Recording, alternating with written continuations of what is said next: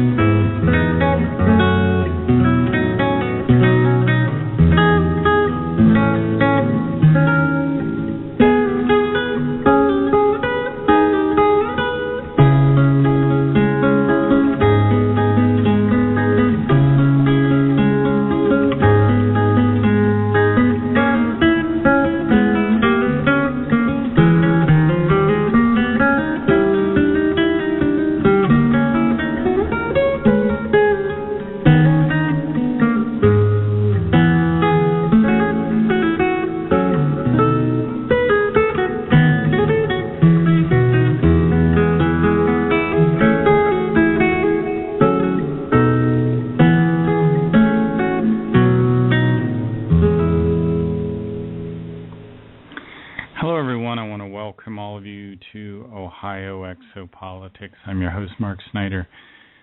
Thanks for coming to this Saturday afternoon update.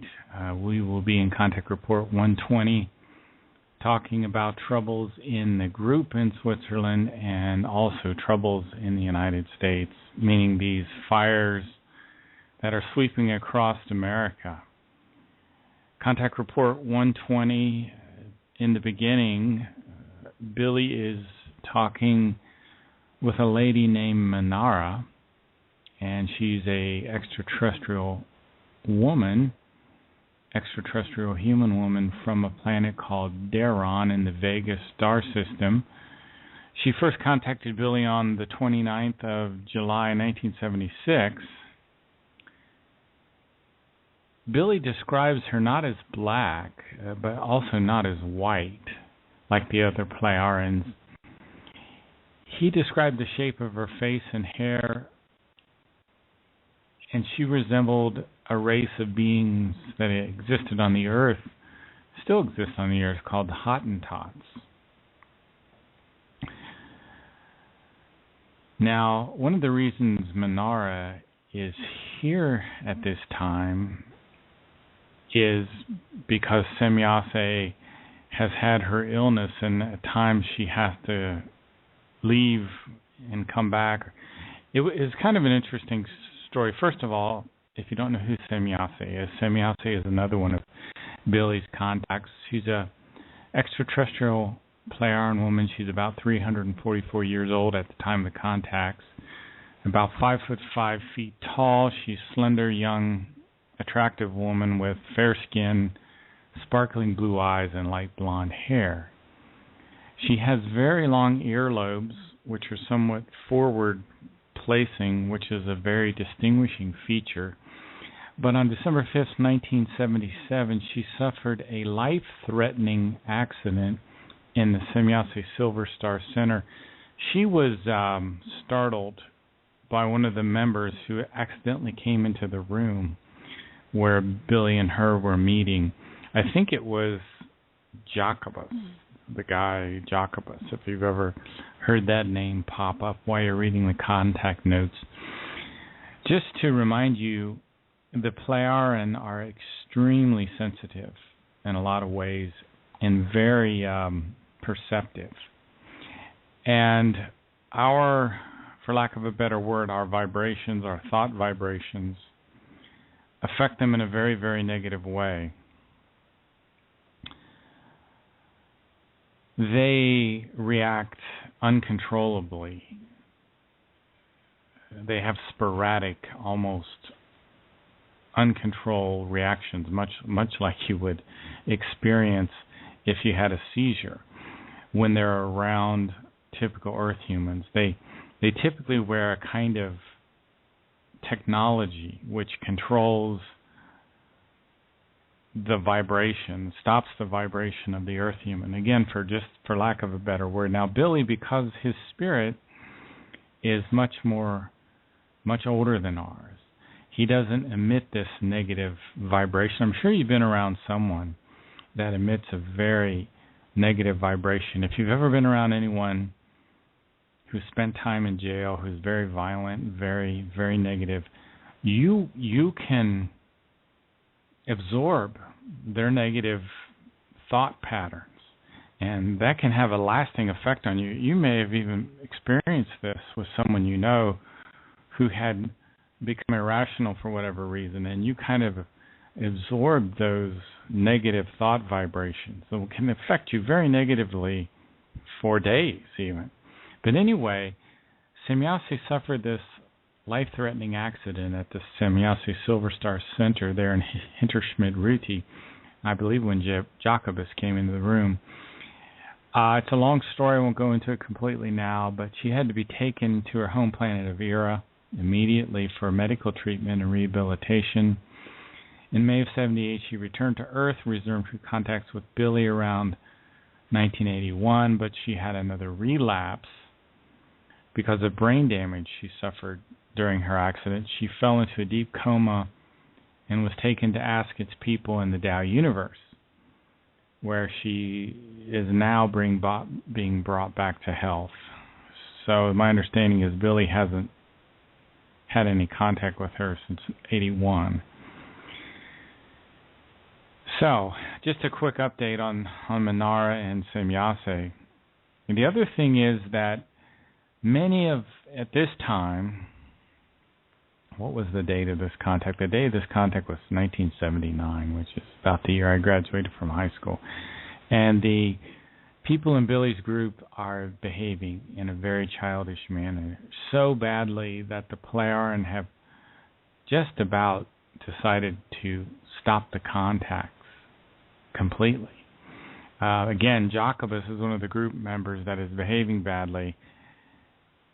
And at one point, the Pleiadian described him as standing on the last branch, so to speak. One of the things that Billy experienced during this very, very trying time was that he no longer got information from these spiritual planes that he talks about. He talks about Arahat Athrasata in the Ptaah level. Now, Arahat Athrasata is the first level where pure spirit forms dwell, and it takes 60 to 80 billion years to evolve to this pure spirit form. And it is also the name of a book transcribed by Billy which contains advice to Earth humans from pure spirit forms. Now, there's another. So Billy gets information from this level, Arahat Athrasad. He also gets information from what they call the Ptaah level.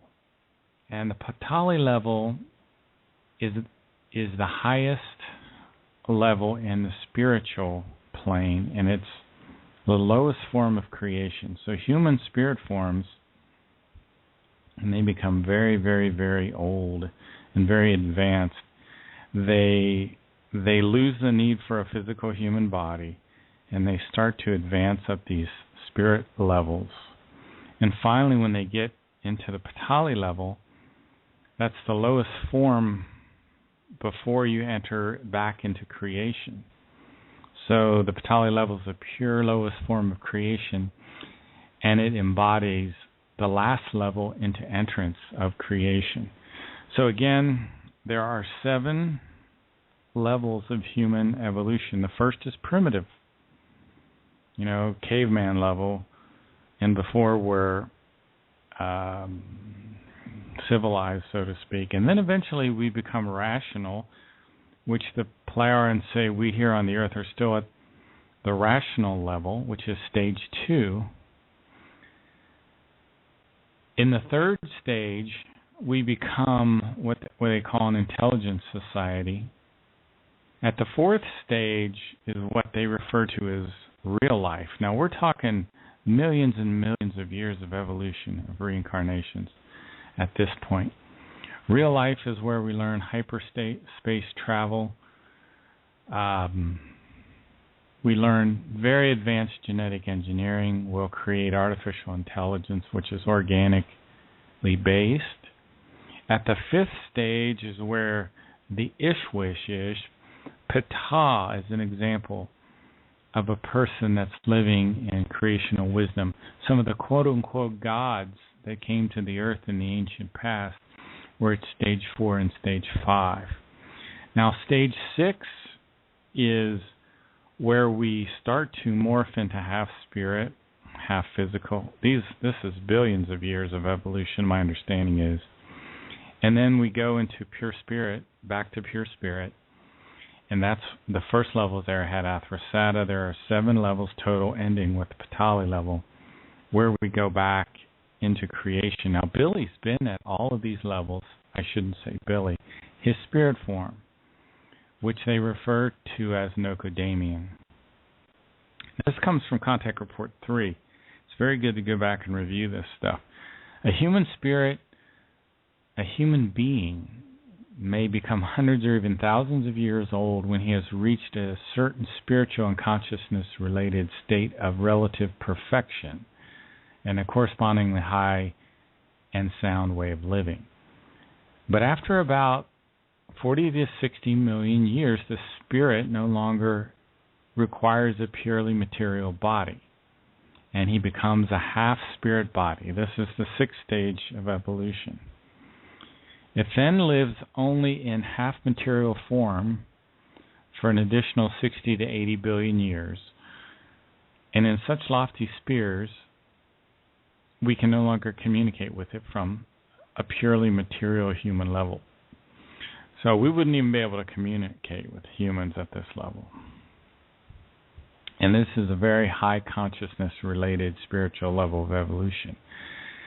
After 60 to 80 billion years, the half-spirit form, the half-material form, respectively, transforms itself into the pure spirit form and enters into the realm of Arahat Athrasada. Now, you probably heard me a billion times say that the spirit form of Edward Albert Meyer, his human spirit, here on the earth has been Enoch, Elijah, Isaiah, Jeremiah, Emmanuel, and Muhammad. Well, before his spirit form was brought to the earth, it was known as Nocodamian, and he's been on other worlds involved in this kind of work before. And in Contact Report 228, let me read a couple things about Nocodamian as it relates to Arahat Athrasada and the Ptaah level. Nokadamian's pure spirit form was already very highly developed in the Arahat Athrasata levels, as the resolution to return in a material human body was made, whereby the implementation certainly could only be enabled through the authoritative engagement of the highest level, the Ptaah level. This is because for Nokadamian spirit form, a special consistency alteration had to be created, only through which the spirit form would be capable of returning to a human body. So his spirit form is so advanced, in order to return to a human body, they had to do something special for him. And this was, I guess, a question that was posed to Billy.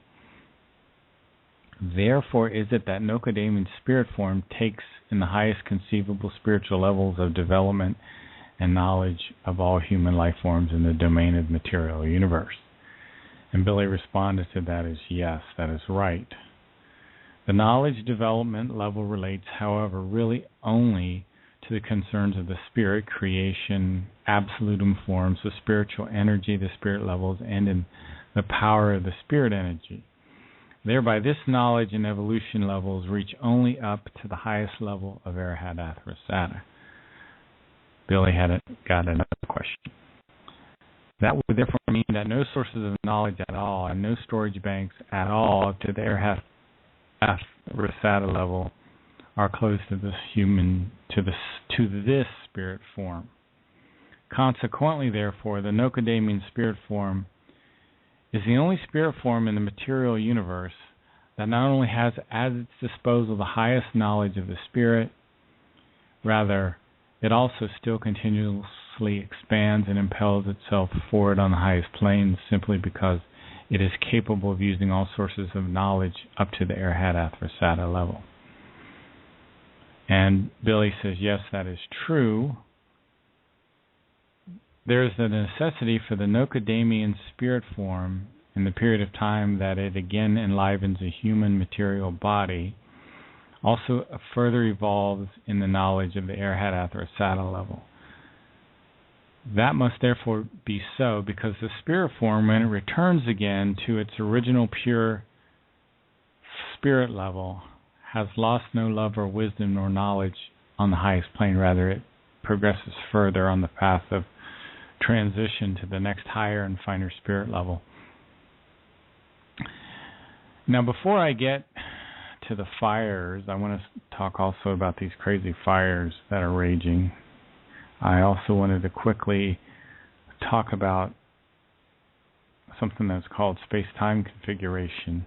I'm just going to literally, again, read from another one of Billy's contacts. I think this is actually contact 121 here that Billy says this. And this refers to Alpha Centauri, which is the closest star system to us here on the Earth, closest star system, not closest star. It also refers to Lyra Vega and the Pleiades, or the Pleiaren system, not the Pleiades technically. So Billy says that's how it is. I did not know that, at least not in the full frame. Then I have a somewhat complicated question. Through various calculations, I think he's presenting a question to Menara here. I have another time encountered the fact that something cannot be right with the dimensions of our present. From this to the Centaurus groups, as well as to Lyra and Vega, and even to the Pleiaren system, according to my calculations, these suns and planets addressed, of which there was already often talk between Semjase, Quetzal, and me, as well as Ptaah, would really have to be in other dimensions, as it was said to me repeatedly, and they are in other dimensions. This would therefore actually mean that the Lyra and Vega human beings and still others are just as non-existent in our present dimension as also the Pleiaren and the Centaurus human beings. And if my calculations are right, then you all would have to live just a fraction of a second in the future to our space-time configuration. And for us, however, this results in a difference of several thousand years. This is a little amazing with regard to technological development, but how that is connected, that is a riddle to me. and it could even be very difficult to understand. But Ptaah once spoke of the fact that on the planet of the Centaurus group of people lives in overpopulation. And that's something I'll be covering soon. Larry Driscoll sent me some information. He's translated another contact that talks about a planet. I don't know if it's in the Centaurus system or not. It's overpopulated, but we are here on the Earth are also suffering from overpopulation. And anyway, this planet in the Centaurus group has 120 billion people on it. So these then would have to live in the future as seen by us. On the other hand, I also calculated that at that time, around 22 million years ago, when the events took place on Lyra and Vega, which eventually led to the visits to the Earth, at that time, through skillful manipulations, the Lyra and Vega refugees fell into the past and so penetrated into our space-time level. With certainty, this was no so-called chance, but rather something that was done on purpose. This arose from my calculation of the fact that the technology of our ancestors was already so far developed at that time that these would have tracked and found the refugees with certainty. But since this was not the case, the refugees must have retreated into areas that fell outside of the control of the pursuers. But concerning this, there were only two possibilities, so namely the past or the future. But as I know the things now, the refugees won't be able to venture into the future time, so only the past remained open to them, to where then they actually penetrated, retreated. And also because the past comprises millions of years and even billions of years in a life potential form, the pursuit was given up. But that in turn means that the technology of our ancestors was not yet developed so far that they would have been able to carry out detections into the areas of the past or future. But I know now that Ptaah is a great spacer, that this is possible for you today, and that you know how to locate any structural vibration in any area of the past or future within seconds based on computer analysis. Wow, that's a mind-bending bit of information. We'll definitely have to go back over that in the future. I know that's a bit confusing, and we'll definitely talk about that a little bit more in the future. Let's take a short break, and then I'll start talking about the fires, and I think we have some people that are going to come on and also share a little bit with us. Anyway, you're listening to Ohio Exopolitics. Thanks for joining us. We're going to listen to just a little music here for a minute or two, and then we'll pop back in with information on the fires across America.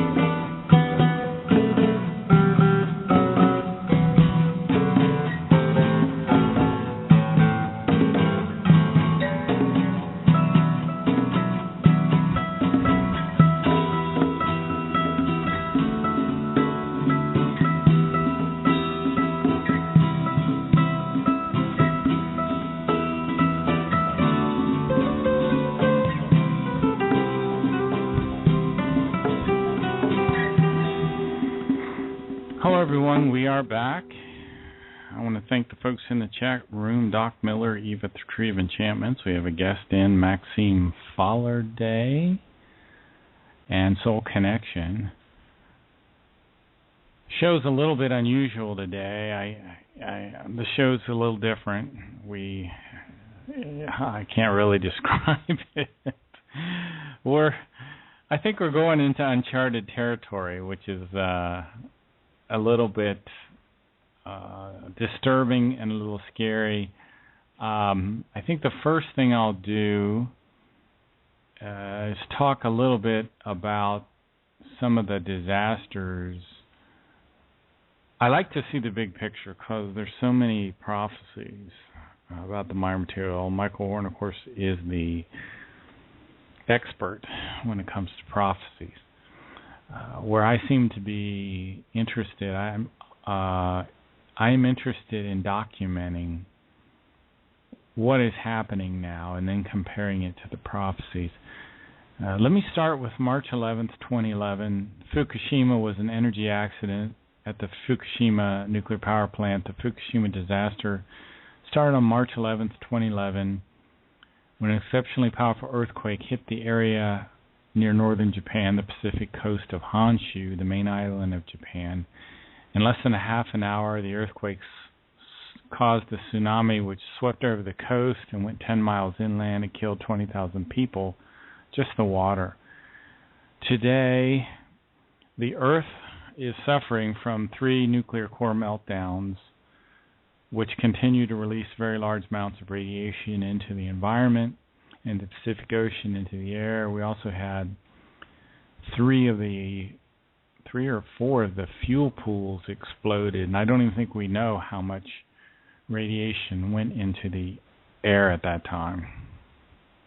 Large parts of the Pacific Ocean now are suffering. The Japanese today are just pouring tons of water on these 3 nuclear cores, and they're filling these giant tanks. They've got thousands of these tanks of highly radioactive water all around Fukushima. Okay, that's enough of that. You're probably all very familiar with that. I want to talk a little bit about the fires from last year. We had the Rim Fire in Northern California. It burned 402 square miles. So what does this have to do with the Maya material? Well, the Hanok prophecies, Contact 215, talk about rolling walls of fire that will come across the United States. And we're seeing these. They're so conspicuous. The Rim Fire was the 3rd largest fire in California history. It threatened the water supply of San Francisco. It almost destroyed the Yosemite National Park's sequoia trees, the oldest trees on the earth. And there's a website, it's called NC Web, where you can read about these fires. I think if you Google that, you can probably find it. If not, I can give you a URL later. The Rim Fire destroyed 257,000 acres of forest. So to just put this in perspective, a 402 square mile fire, you'd have to drive for about 3 hours just to get through that. That's the level of catastrophe that's going on. August 8th, 2013, the Pony Complex fire in Idaho started 12 miles northeast of Mountain Home, Idaho. Before it was contained, it was 149,000 acres in size. On November 4th of 2013, we had Typhoon Haiyan, which left 1,700 people dead, 660,000 people without homes. It was the strongest recorded tropical cyclone ever. It had gusts of wind of up to 235 miles per hour.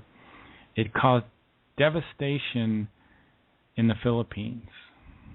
Tremendous devastation. May 20th, 2013, we had the Moore tornado in Oklahoma, which really wasn't that destructive, but it was a very powerful tornado. On January of this year, we have what was called the polar vortex. I don't know if you remember this or not, but it caused a Massive traffic jam in Atlanta because of the ice storm. People were stuck in their cars on the expressway for 14 hours with no food, no water. People were stranded in schools, drugstores, grocery stores. They look like homeless people all over Atlanta or in various areas. There was a state of emergency declared for 6 or 7 states. Hundreds of children had to sleep in their classrooms. Alabama highways were backed up, and even down in Texas, the same kind of problems occurred. There were 4,400 flights canceled. Major shipping routes in the Great Lakes were stopped because the ice was a foot thick. The thick ice made it almost impossible, even for the icebreakers to get through. North Carolina was in a state of emergency. Fort Bragg was closed, except for non-essential personnel. South Carolina was also in a state of emergency. More than a foot of snow fell in Chicago, and some 20 states were hit by massive storms. You see how easily we forget these things. Now, on May 19th of this year, there was something called the Funny River Fire, but it wasn't funny at all. It occurred in the Kenai Peninsula in Alaska near a river called the Funny River. I don't think it's done burning yet. I think they have 60% containment. It's burned 193,000 acres, 302 square miles. Currently in Washington State, we have another fire that's about as big as the Rim Fire in San Francisco last year. It's called the Carlton Complex Fire. It started on July 14th in north central Washington. It's now the largest fire in the state history. It's burned 390 square miles, an area 4 times the size of Seattle, or about 256,000 acres.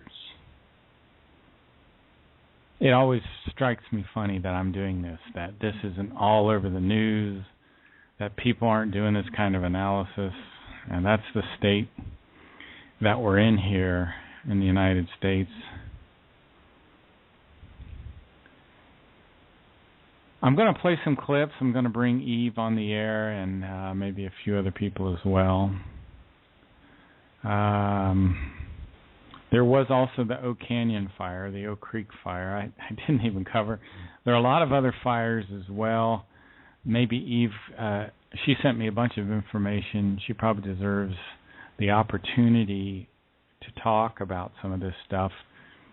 I'm going to play a clip that talks about the forced evacuations in Oregon. There's a whole series of fires I haven't even talked about here. Anyway, this is evacuations in Oregon. Western wildfires are threatening homes in at least 2 states. Residents of more than 200 homes east of Portland, Oregon, were told to evacuate as a fire spreads in the Columbia River Gorge. Firefighters say strong wind gusts are threatening to spread the flames. Firefighters in central Washington state's Snag Canyon are also keeping a close eye on the weather as they battle a fire that's burned more than 6,000 acres. The people that are in charge of this fire have spotters everywhere, and they take weather fairly often, so we'll be aware if we have a big wind change. More than 450 firefighters are battling that blaze, which is chewing its way through grass, brush, and timber. It's also destroyed at least 8 homes. A separate complex of 3 wildfires is threatening more homes in northeastern Washington state. As of Wednesday night, the fires had burned about 7,000 acres in an Indian reservation. Residents of more than 24 homes were told to evacuate, while hundreds of firefighters and multiple aircraft tried to put out the flames. We had super scoopers out here, the CL-215s, and large and small helicopters. It's believed lightning started those fires. Sandy Kozel, The Associated Press. Okay, I'm going to bring Eve on the air. I'm going to then play another clip for about 4 minutes, and I know she has some other information to talk to us about. Eve, are you there? I am. Hello. Thanks for coming on. And also, I got to thank you for continually posting on this information on Facebook and bringing it back into my attention. It's so depressing. I don't even like bringing it up, but I think we have to look at it because it's just getting just as bad as last year, which last year was so horrible, I just almost was overwhelmed by it. I'm going to play a clip. This is about a 4-minute clip on firenadoes, they're calling them. Firenadoes, which are storms. And Contact 215 talks about firestorms, and I didn't ever even know what it meant until they actually started happening. And now in Southern California, we're seeing firestorms, and these are tornadoes which form in these storms, and the winds are so intense, the firefighters can't get anywhere near it. So let's listen to this next clip. Wildfires are raging and families are on the move, people pulling together to beat back the wall of flames. One man armed with a garden hose refusing to let his house burn. A little girl in pink cowboy boots, her home in cinders. Firefighters in silhouette battling the blaze, a full moon filling the sky as houses are burning below. And tonight, this is the map. Multiple fires, including a big one right there in San Marcos. As you can see, that's where ABC's Cecilia Vega is on the front lines tonight. Cecilia. Diane, good evening. We have a fire burning behind us right here. We've had flames reach up to 10 feet tall. And take a look at this. Firefighters standing guard. This is what they're protecting, a house right here. Every minute counts out here. In the last 3 days during these Southern California fires, we've seen more than 10,000 acres torched. A school under siege. Flames coming within feet of Cal State University San Marcos. Firefighters struggling to keep the blaze at bay on a hillside, while 2 university workers picked up hoses and fought off flames too, trying to save their school. I think you guys might be heroes. No. There's no heroes here. The only ones that are heroes is the fire department. Final exams and graduation canceled, a campus evacuated as this fire burns dangerously close to the school grounds. These firefighters are fighting this fire right here with air tankers. You can see this one's about to drop on this hillside. Right there on that ridge, you can see firefighters on the ground. This is the problem. This fire is mere feet away from Cal State San Marcos. 9 fires raging in San Diego. Good job. There you go. Investigators now looking for a cause, including the possibility of arson. This and all fires treated as a crime scene. And now, in this torched land, it is a scavenger hunt for clues. From looking at burn marks on trees and rocks to finding out if a neighbor cut grass recently. Anything a potential spark and a hint that could point to the origin of this fire. It is a heat and wind-fueled battle Southern California has been fighting for 3 days. Sending flames shooting up mountainsides, plumes of smoke into the air. Firefighters struggling to save what they can. What they tried to save with hoses yesterday, today looks like this. A business engulfed in flames, now unrecognizable. Now, these fire trucks that you see out here are ready to go at a moment's notice. The biggest issue out here today, the temperature, it hit 99 degrees. That has not helped in fighting this fire. So far today, 13,000 new evacuation notices, 1,000 acres torched so far. And Diane, so far this fire is just 5% contained. 5%. Okay, thank you so much, Cecilia. And now we want to focus everyone's attention on some of the startling images from this emergency. Here is one of them, a whirl of fire stretching into the sky. Some people call it a firenado, danger compounded by speed. So how do they form? ABC's meteorologist Ginger Z tells us. Swirling tubes of fire erupting out of the wildfires in California again today. Sometimes called a firenado. The guys who fight them call it a fire whirl. When a group of firefighters come up and there is a fire whirl, do you attack it differently? You can't really attack that. It's kind of it has a entity of its own. Some only last a few seconds. Others 10 to 15 minutes. Some of them may only be 4, 5, 6 feet tall. Others can be hundreds of feet tall. So how does one of these fire whirls get going? In wildfires, the atmosphere is hot and dry, but the temperature within that fire can be thousands of degrees. That difference in heat mixes and can start rotating. A fire whirl forms when strong winds then come together with intense heat rising very quickly. The fire can even break off and displace, starting other fires. They lift embers into the air, and then that can be caught by the wind or cast out away from the existing fire line. You can hear that crackling of the fire behind me. The wind's blowing it so quickly, and the temperature right now is close to 100 degrees. We need relief, and it is on the way. Temperatures on Friday in the 80s. By Monday, Tuesday, back into the 60s. It is going to cool down. The winds will subside, and we're going to need it, Diane. Everyone hoping for that big break. Thank you so much, Ginger Z. Well, the fire natives, I always wondered what the Meyer material was talking about when it said firestorms will roll across the United States. Now I know what these firestorms are. They're fire natives. They can be hundreds of feet tall. My understanding is, and the winds in there get up to hundreds of miles an hour. Eve, are you there? I am, and wow, that is some information. It's overwhelming, isn't it? I didn't know that either. When you look at the macrocosm, when you compare like I just did, and Solaris Blue Raven has joined us as well, she's on Skype. When you look at all of the tremendous destruction of last year with the Rim fire that destroyed 400 square miles of forest, now we have another fire just as big in Washington State that's already destroyed close to 400 square miles. And the fire in Alaska, the Funny River fire, which destroyed 195,000 acres. So far, it's only 60% contained, and I didn't even talk about the fires going on in Canada right now. Oh, well, that is amazing. Those are called, let me see here, those are called the Birch Creek Fire Complex, and it stretches over 250,000 acres, and it's in the most northwest territories. And it is it's unprecedented in the last 10,000 years. It's the combination of the boreal forests of Canada, Europe, Russia, and Alaska account for 30% of the world's carbon stored in land, carbon that takes up to centuries to store. Forest fires like those are currently raging in the Northwest Territories.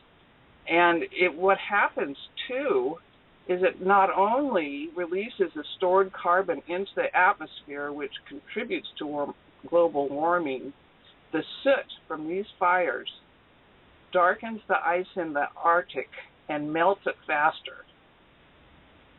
Wow. Yeah, and it's like, let's see, over a course of a few weeks in July, 95% of the surface melted up there. And that fire is just raging. And, you hardly hear about that. Well, and I can't even find anything on YouTube right now about the Canadian fires. I'll have to go look again a little bit more. I'm seeing YouTube is getting more and more polluted with all these weird, bogus accounts that for some reason show up in my display, and I don't want to see them. Anyway, I want to bring Solaris. So she has joined us, and so let me just talk really quickly about the Northern California, Southern Oregon fires. Okay, there go are ahead. all these different fires: elder fire, bald fire, coffee fire. There's a thing called the July Complex, which is the log fire, whites fire, leaf fire, raise fire. Then there's the Little Deer fire, the Day fire, the Lodge Lightning Complex, which is another series of fires that they put into one name. And all these fires, I added them up. As far as acreage is concerned, it's over 5 million acres. There's 10,000 personnel on these fires. Eve, what bugs me, what depresses me, is here we are just regular people, and we have to take the responsibility of gathering this information and telling people. And we need an outlet of millions, so millions of people can understand what's going on. I don't know, Solaris, do you have any of that kind of frustration as well? Well, it just seems like everything's happening simultaneously. I mean, it's just so much drama right now. I mean, you can't even keep track of all the strangeness that's going on here, whether it's natural, induced by nature, or it's just strategic initiatives that are being done by the globalists. So it's pretty disconcerting, and I don't see a positive ending to this. I'm just seeing more and more drama. Yeah. And hello, by the way. Hello. Yeah, hi. Eve meets Solaris. I'm sure you've heard Solaris before, right, Eve? Oh, many times, yes. How did you put it, Eve? You said we're going down. Is that what you said? Oh, it's just crazy. And, you talk about we're going into uncharted territory. Well, the Maya material sure has predicted this. I mean, when you combine all of it together, it's overwhelming. It is very overwhelming. I don't even like talking about it. I don't like thinking about it. I'm so glad you posted that stuff, because I'd much rather focus on all of the important spiritual information that the Maya material gives us. But it does show that the material is correct, and so that leads into the spiritual material, and that's the whole thing. That's why we talk about this, is that it was predicted by the Maya material. Yes. And you came to the meeting in Arizona this year, and right where we had the meeting, well, not exactly where we had the meeting, but just a little bit away from there, where we met for dinner a few times, that pretty much whole area burned up. Just a little bit north of that, the whole Oak Canyon Creek fire, which I haven't even talked about. That beautiful forest where I came down from, the airport up there at Flagstaff, down to, what's the name of the town I really like so much? It just left my mind, where we ate and stuff. But anyway, that whole... Sedona, of course. That whole area burned up. I mean, I just left like 2 days before that fire started. I know. It's so surrealistic. It's like living in some kind of dream. At least that's the way it strikes me. Solaris, any comments? It's more of a nightmare for me. I mean, I've said it before. It just feels like it's getting uglier and uglier. And I don't know about you all, but my sleep patterns aren't even there anymore. I mean, I'm literally at like a red alert status. I just don't feel secure in this country anymore. I just feel like anything is going right now, and I think people should be extra prepared for whatever. Just expect the unexpected. It's interesting you bring that up, because I found that if I meditate like a half an hour before I go to sleep, I'm much better. I didn't meditate last night, and I woke up 3 hours late this morning, and I was tired. But the 2 days before that, when I meditated before I went to bed, I woke up real early and felt great. So don't forget your meditation. Talk about feeling unsafe, Solaris. I mean, you can imagine how I'm feeling in California. I really feel this very much an urge just to leave. I've been feeling it for a while, but as I see all of this stuff, it just confirms. I've lived all my life here, and I wondered if I could leave California. And now it's like it's a no-brainer decision on my part. Are you able to move? Well, I'm hoping to in a short time. I mean, we've got we've got all of these fires. We've got drought. The drought is the worst drought that we have seen in generations. It is so serious. You wouldn't believe it. We've got the Fukushima, the Pacific Ocean right there. Just so many things are happening. It just feels very dangerous. Yeah, I would definitely get out of there. Follow your radar for sure. Even me, I'm in Colorado, and there's part of me that wants to go to Alaska or just go and get off the mainland. So, I mean, I don't believe any place is safe on the mainland right now, but there are places that I feel are a little more secure than others. Mm-hmm. So I'd be more remote personally. I think just to get away from the masses if you can and go more remote. Yes, I think the masses too, and I'm finding that at my job too. It just feels like I work at a parking garage, so I see like between 300 and 400 cars every shift. So I get a good glimpse of, the culture, at large. And I'm not liking what I'm seeing. What are you seeing, Eve? Can you explain it? Oh, not really. People are more angry. Are they? They're more self-defensive. They're more spaced out. It's kind of like they're not in touch. Mm-hmm. It's just, I could go on, but it just feels really different. Are they? And I think that probably is because I live in an area now that's becoming more and more elite. And the people coming in are from, like, L.A. and all of that, and they're just a different breed of people completely. It's like, you see them with their Victoria's Secret bags in the back of their car, and and the energy, I'm feeling, I'm very empathic, and so I feel that energy, and it doesn't feel good, and I just need to get away from the mass populations, I think. Do they feel ambivalent to you, like they just don't care about anything but their little world? Absolutely. They are very entitled. Entitled? Entitlement. It's a big entitlement thing. Wow. Do you get any of that in Colorado, Solaris?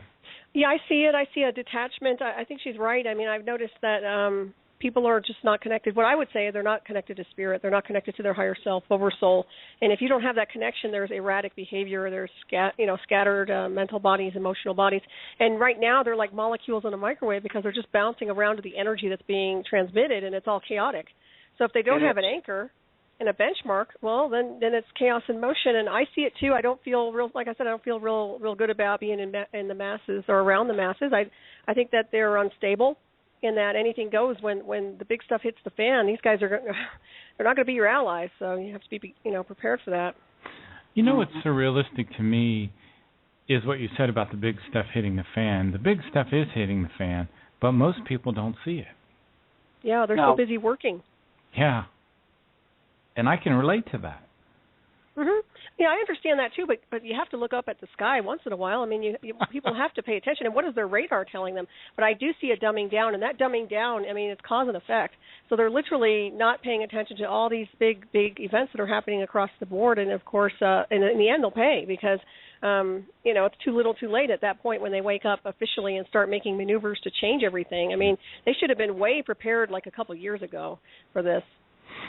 Mm-hmm. Well, I think it has to do with being in a two-dimensional reality, It's kind of like as we evolve in vibration, we add on dimensions. And they're just lost in the two-dimensional, three-dimensional world. And it's a straight line, It's a straight line for them. And until they can evolve vibrationally and realize that it's not a straight line, that, I agree. Yeah. Okay, I'm going to play. I have a giant clip. I'm only going to play about a minute or so of it. Maybe we can talk about it shortly. We've only got about 5 minutes left in the stream. I just want to let everyone know I'm going to be back on tomorrow at 8 p.m. Eastern. We're going to talk about the same kinds of stuff.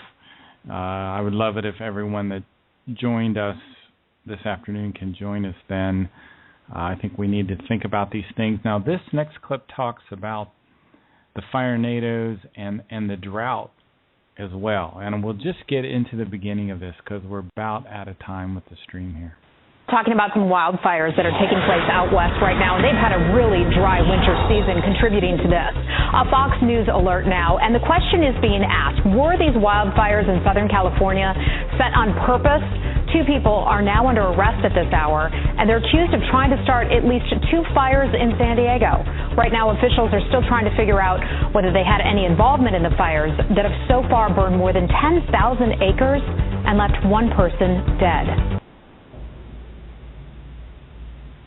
There's a little quiet here on this clip for just a little bit, but it picks back up. There's some real dramatic scenes now where there's these spooky fire tornadoes, which are hundreds of feet tall and have winds of hundreds of miles an hour. and I think they've had 13,000 evacuations in some areas. Here we Fox go. News alert, more than a dozen homes destroyed as wind-driven wildfires spread in Southern California. And this is a live look at San Marcos, California. Homes right in that path of the flames. A firenado, it's where wind funnels the flames upward, similar to a twister or a tornado. Not something you see every day there. Take a look at that amazing picture there on the right.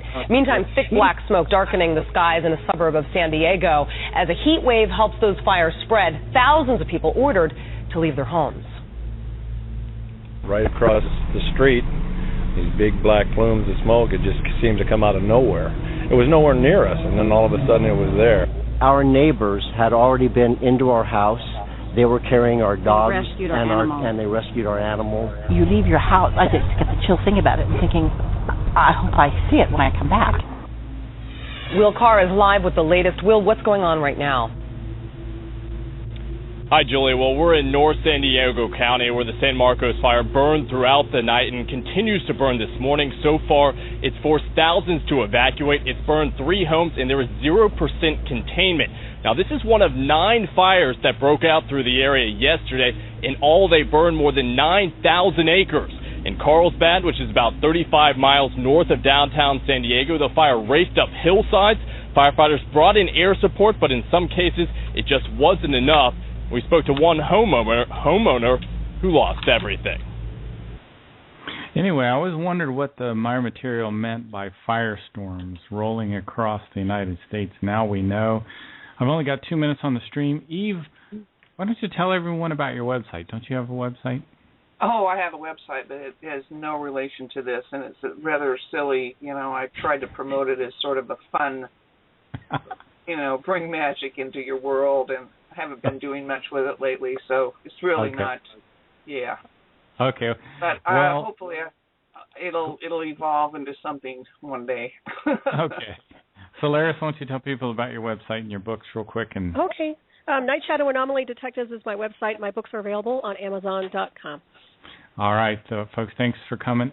Tomorrow at 8 p.m. Eastern, we're going to talk more about this material. Please join us again on Blog Talk tonight on freedomslips.com at 8 p.m. Eastern. We've got Ohio Exopolitics. I've got 2 guests, Sherry Wild and Kevin Annett, are going to come on, and we're going to have more interesting conversations. So thanks for coming, and we'll see you guys tonight and tomorrow. Thank you, Mark. Bye, everyone. Bye-bye, Solaris. Bye.